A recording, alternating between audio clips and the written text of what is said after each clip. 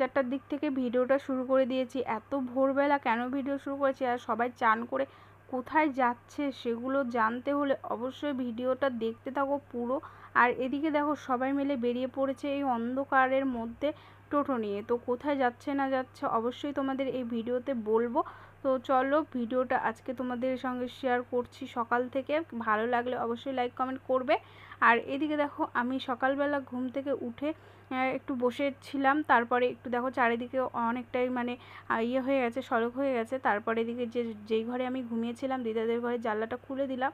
তারপরে এই ঘরে জানো তো লাইট নেই, তো তার জন্যে আমি জানলাটা খুলে দিলাম। আর ওই যে মোবাইলে লাইট জ্বালিয়ে ঘরটা একটু বিছনাটা একটু ঝেড়ে নেব। তো এই ঘরে আজকে আমি ঘুমিয়েছিলাম। তো জানোই তো আমার শাশুড়িরা এসেছে, তো তার জন্য ওই ঘরে আমার শাশুড়িরা ছিল আর এই ঘরে আমি আমার ছেলে ছিলাম। তো এই দেখো বিছনাটা ভালো করে ঝেড়ে নিলাম। তো এটা হচ্ছে আমার দিদাদের ঘর। এই ঘরটা তোমাদের সঙ্গে সবসময় শেয়ার করা হয় না, তো আজকে একটু শেয়ার করে নিলাম। তো বন্ধুরা, শাশুড়িরা কোথায় গেল জানো তো? শাশুড়িরা গেল একটা জায়গায় ডাক্তার দেখাতে। তো কোথায় কি করতে গেল সেটা অবশ্যই তোমাদেরকে বলবো। এদিকে দেখো আমার বিছানাটা গোছানো হয়ে গেছে।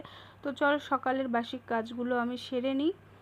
চলো তোমাদের সঙ্গে কিছু কথা শেয়ার করি।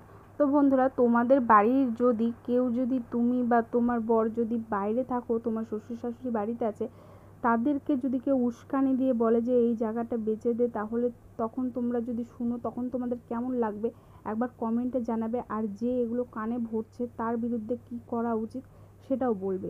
তো আমার তো শুনে একদম মাথা পুরো আগুন হয়ে গেছে, আমার বরেরও মাথা পুরো আগুন হয়ে গেছে, কেন এরকম করে বলছে। আর আমার বাড়ির সেই মানে কি বলবো, আমার বিয়ে হওয়ার আগে থেকে আমার শ্বশুর শাশুড়ি মানে শ্বশুরের অনেক সম্পত্তি ছিল, তারা খেয়ে খেয়ে একদম শূন্য করে দিয়েছে, এখন বলতে গেলে ভিখারির মতো হয়ে গেছে। আর এখনও তারা পিছে লেগে আছে যে যেটুকু জায়গা আছে আমরা বাড়িতে থাকি সেই জায়গাটুকু বেচার জন্য উঠে পড়ে লেগেছে, মানে পিছে লেগেছে, আমরা বেচবো না। আর ও আমার শ্বশুরকে শাশুড়িকে এমনভাবে বুঝাচ্ছে, বুঝিয়ে বুঝিয়ে মানে জায়গাটা বেচার ধান্দা করছে। কি আর বলবো, মানে আমার শাশুড়ি মানে বেচতে চাচ্ছে না, আমার শ্বশুরও বেচবে না, কারণ আমার ছেলে আছে, তার ছেলে আছে, ভবিষ্যৎ আছে। আর ওই জায়গাটা বেচে ওরা যাবে কোথায়, মানে সেগুলো না ভাবা চিন্তা করে ও শুধু বোঝাচ্ছে। আর আমি জানোই তো আমার শাশুড়ি, নিজের শাশুড়ি মারা গেছে, এটা হচ্ছে এই শ্বশুর, আমার শ্বশুরের পরে আমার আর এই শাশুড়িকে বিয়ে করেছে। তো ও, ওর পরের পক্ষে দুটো মেয়ে আছে আর আমার বর একাই। তো ওকে মানে সবসময় বোঝানো হয় যে তোর মেয়েকে দেখবে না, তোদের দেখবে না, তোর ছেলেরা আলাদা থাকবে, এরকম হ্যান ত্যান করে অনেক কিছু বোঝায়, এই জন্য বাড়িতে অনেক অশান্তি হয়। তো যাই হোক সেগুলো কথা আর বললাম না। তো ওদেরকে বলছে যে তোরা তোর মেয়ে আছে, তুই এই জায়গাটা বেচে বিয়ে দিয়ে দে, ওরা যা করবে তাই করে খাবে। তো এরকম করে ওদেরকে বোঝানো হচ্ছে। আর আমার শ্বশুর তো মানে উঠে পড়ে লেগেছে যে জমিটা বেচবো, আর তাও জমিটা বেচবো। তো আমার বর তো অনেক মানে রেগে গেছে যে কেন লোকের কথা শুনে কেন জমি জায়গা বেচার কথা আসছে। আমার শাশুড়িও বলছে যে না বেচবো না বেচবো না। তো এদের বিরুদ্ধে কি করা উচিত একদম বলবে প্লিজ। মধ্যে ভাবো, এদিকে আবার লোকজন বাড়িতে এনে দেখানো হয়ে গেছে, যারা জায়গা জমি কেনা বেচা করে তাদেরকেও দেখানো হয়ে গেছে। তো আমার শাশুড়িও ছিল না বাড়িতে, শ্বশুরও বাড়িতে ছিল না সেই টাইমে, উনি বাড়িতে লোক এনে দেখিয়ে গেছে। তো তারপরে বলছে যে হচ্ছে তোদের বাড়িতে লোক নিয়ে গেছিলাম, এত টাকা বলছে বেচবি নাকি। তো আমার শ্বশুর শাশুড়ি তো প্রচণ্ড খেপে গেছে। আর এদিকে হচ্ছে তাহলে ভাবো ওর কত বড় সাহস।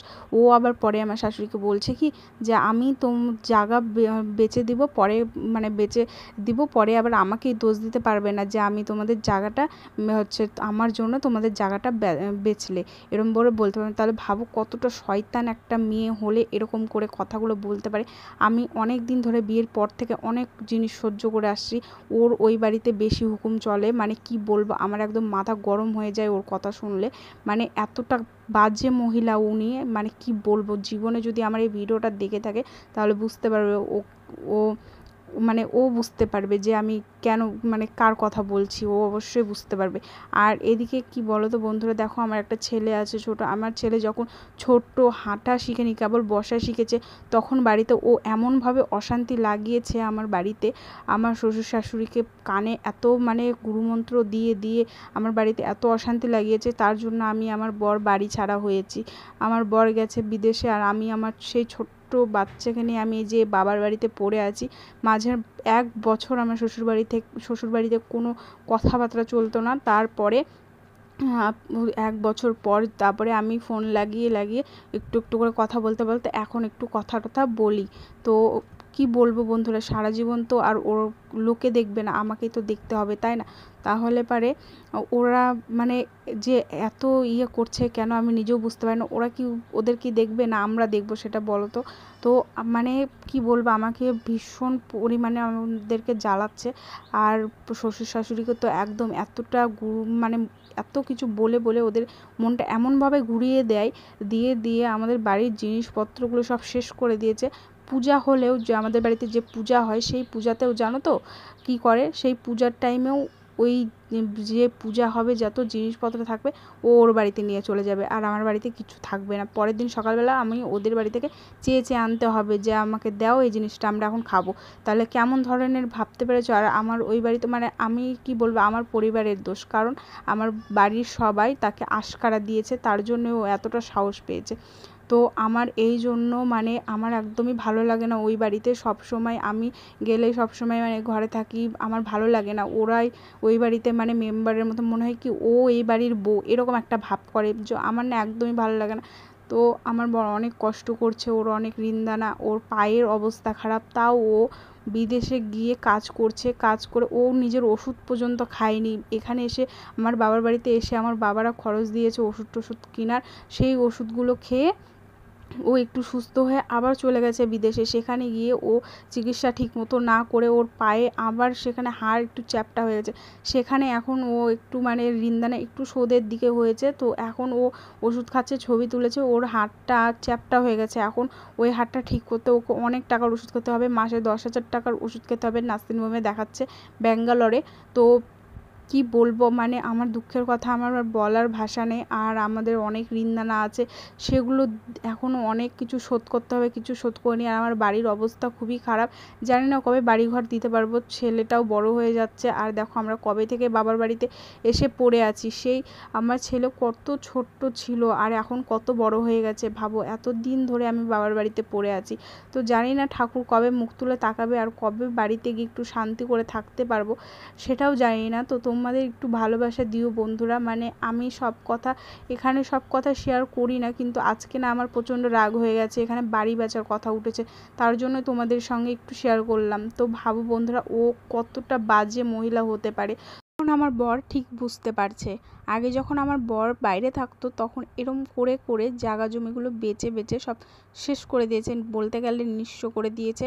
এখন বুঝতে পারছে যে আমি বিদেশ গেলে এরকম করে বলতো আর এরম করে করে জায়গা জমিগুলো মানে বেচে সব শেষ হয়ে যেত। তাহলে ভাবো বন্ধুরা, মানে কি বলবো, আমার ছেলে আছে, আমার ছেলেরও তো ভবিষ্যৎ আছে।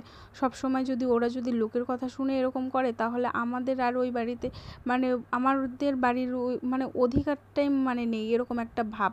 ওরা ওই বাড়িতে কি করবে না করবে, ওর মেয়ে সবাই মানে এক, কিন্তু আমি আর আমার বর আমাদের কেউ কিছু বলার মানে কিছু করে না যে আমরা কে হই, আমাদেরকে কোনো কিছু মানে পাত্তাই দেয় না, ওদের যা ইচ্ছা তাই করে। ওদের মানে সব সময় শুধু ঋণদানা করে করে থাকতে চায়, আর আমরা সারা জীবন শুধু কষ্ট করে যাই, এরকম একটা ভাব যে ওরা সারা জীবন ঋণদানা করবে আর ওর ছেলে শুধু সবসময় শুধু শোধ করে যাবে। আর আমার ছেলে আছে, আমাদের ভবিষ্যৎ আছে, সেগুলো কোনো দিকে কোনো কারো মাথা ব্যথা নেই। তো খুব খারাপ লাগে জানো তো বন্ধুরা। এই যে ছোট্ট বাচ্চাটা দেখতে পাচ্ছ, এই যে দেখো ছোট্ট একটা বাচ্চা থুয়ে সেই চলে গেছিলো হচ্ছে বিদেশে। তো তারপর থেকে সেই যখন একটু মানে কোল কত 3 মাসের যখন ছিল তখন চলে গেছে বিদেশে। তারপর থেকে বিদেশেই যাচ্ছে। তো বাচ্চাটার সাথেও থাকতে পারে না।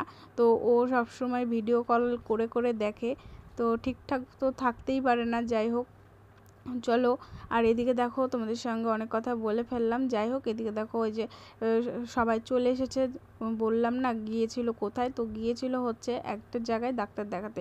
তো সেই ডাক্তার দেখানো হয়ে গেছে, তো চলে এসেছে। এদিকে দেখো আমি আবার সকালবেলায় যে রান্না টান্না করছি। তো ভোরবেলা গিয়েছে কিসের জন্য, ভোরবেলা গেলে না ওখানে অনেক লোকজন হয়, ভিড় থাকে। তো ভোরবেলা গেলে লাইনটা একটু তাড়াতাড়ি দিতে পারবে তার জন্য, আর একটু দূরের রাস্তা তাড়াতাড়ি হয়ে যাবে। আর এদিকে দেখো হচ্ছে তরকারি কুটে নিয়েছি, চচ্চড়ি আলু পটলের তরকারি হবে। আর এদিকে হচ্ছে গ্যাসে ভাত বসিয়ে দিয়েছি। তো বন্ধুরা যে এদিকে একটু এসেছিলাম, এই যে একটা পার্সেল অর্ডার ছিল, তো পার্সেলটা নিলাম। তো রান্নাবাড়ি হয়ে গেছে, বাড়িতে গিয়ে তোমাদের সাথে শেয়ার করবো কী কী রান্না হয়েছে। আমার বরের বয়স যখন 9 থেকে 10 বছর তখন থেকে ও বিদেশ খাটছে, এত টাকা পয়সা বাড়িতে দিয়েছে, তাও ওকে শুনতে হয় যে কিছুই দেয়নি।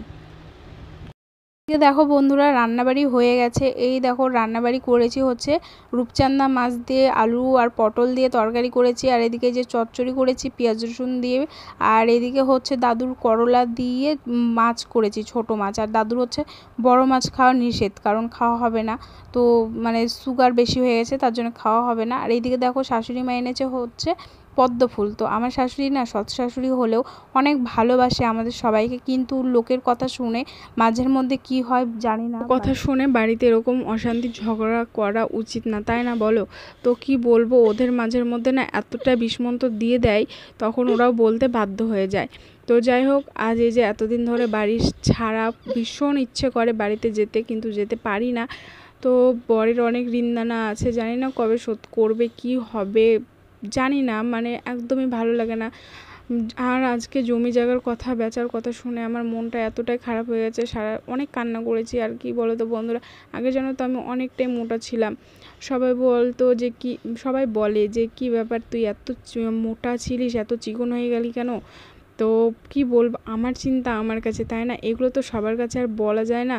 তো আমার এতটাই চিন্তা হয়, আমি রাত্রে ঘুমাতে পারি না, চোখের নিচ দিক দিয়ে একদম কালো হয়ে গেছে, শুকিয়ে গেছি, মানে খেতে পারি না ভাতটা। সবসময় চিন্তা হয় যে বর কবে বাড়িতে আসবে, কবে বাড়িতে শান্তি করে থাকতে পারবো, আর এরকম লোকজন কবে এরকম করা বন্ধ করবে। তো ওদের মানে মুখের সামনে থাকতেও একদম ভাল লাগে না, জানি না কবে ওখান থেকে মানে অন্য জায়গাতে বাড়ি করতে পারবো। একদমই মানে খুব খারাপ লাগে, খুব আমি অনেক অশান্তির মধ্যে দিয়ে আজ এই যে এই বাড়িতে এসে পড়ে আছি। আগে আমার সাথে অনেক অশান্তি হয়েছে, বাচ্চা হয় না সেইগুলো নিয়ে অনেক কথা শুনতে হয়েছে। আজ আমার ঘরে আমার মানে ছেলে হয়েছে, সেটাও নিয়ে আমি অনেক মানে খুশি। তো অনেক হিংসাও করে আমার ছেলে হয়েছে জন্যে, আমার ছেলেকে নিয়ে সত্যি কিন্তু অনেকেই হিংসা করে, সেটা আমি বুঝি। তো কি বলবো, আমার আর বলার ভাষা নেই। যারা যে এই যে জমি জায়গা বেচবে না, তাও যে জোর করে বেচাতে চাচ্ছে, তাদের যে এই জমি জায়গাটা বেচলে তাদের যে কী যে এমন ভালো কাজ হবে, সেটা আমি বুঝতে পারছি না। আর এদিকে দেখো আমি যে রান্না করতে বসেছি, সবাই ওদিকে হচ্ছে গল্প করছে, আর আমি এদিকে বসে থেকে হচ্ছে রান্না করছি। মায়েরও শরীর ভালো না, মাজা নিয়ে বসে থেকে সেরকম রান্না টান্না করতে পারছে না। দেখো রাত্রে রান্নাটাও আমি করছি। আর এদিকে দেখো এই যে আমার শাশুড়িরা বসে থেকে গল্প করছে। এখানে কি গল্প হচ্ছে বুঝতেই পারবে, এখানে ওই জমি জায়গার কথাগুলোই বলা হচ্ছে। তো বন্ধুরা সবাই আমাকে অনেক অনেক সাপোর্ট করো, ভালোবাসা দাও, যেন আমি আমার বরের পাশে থেকে দাঁড়াতে পারি, মানে আমার বর যেন কারো লাথি চাটা যেন না খায়, আমিও যেন না খাই, আমার ছেলেও যেন বড় হয়ে কারো কথা না শুনতে হয়, আর আমি যেন নিজের পায়ে নিজের উপার্জনে যেন নিজের একটা ঠাঁই করতে পারি, একটা যেন জায়গা কিনে বাড়িঘর করতে পারি। কারণ যে লোকের বাড়িতে আছি, তো তার জন্য এই যে শুনতে হয় জমি জায়গা বেচে দিচ্ছে, তাও আমরা কিছু করতে পারি না। তো খুব খারাপ লাগে যে কবে আমরা নিজের একটা বাড়িঘর করতে পারবো, যদিও বা ওটা হচ্ছে আমাদের নিজেরই জায়গা, কিন্তু তাও ওখানে পরের হুকুম বেশি চলে। তো যাই হোক, চলো আজকের ভিডিওটা তোমাদের ভালো লাগলে অবশ্যই লাইক কমেন্ট করবে, আর সবাই সুস্থ থাকবে।